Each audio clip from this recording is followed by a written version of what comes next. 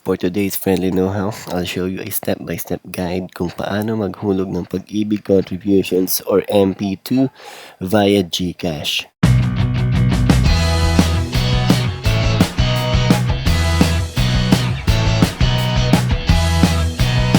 Open lang natin yung GCash app natin.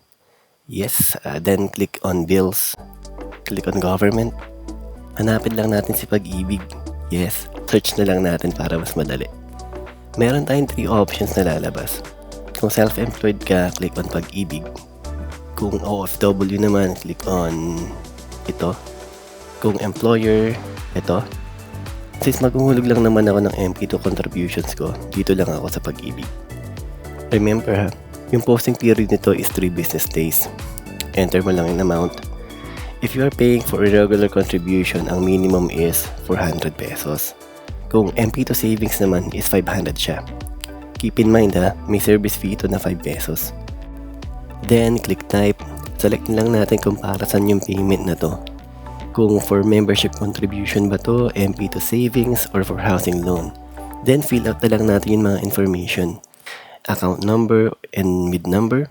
Set natin yung period covered. Kung for 1 month lang naman yung contribution or transaction na to, set na lang natin yung period covered from and period covered to ng same month para mag-reflect na yung contribution na to or savings for this month lang. Pwede mo rin kasi to iset ng magkaibang month eh. Example, naglagay ka ng contribution or savings na 1K. Tapos, set mo yung period covered mo ng September and hanggang October. Yung 1K mo is madi-divide siya for 2 months. So, magre-reflect siya as 500 sa September and 500 sa October. Lagay na lang din natin dito, optional lang naman, email address para ma-receive tayo ng email about sa transaction. Uncheck na lang natin to, sayang din kasi yung 4.6 pesos eh. Then, click next. Huwag natin kalimutang i-review yung mga details bago natin i-confirm. Then, ayun na, payment received na.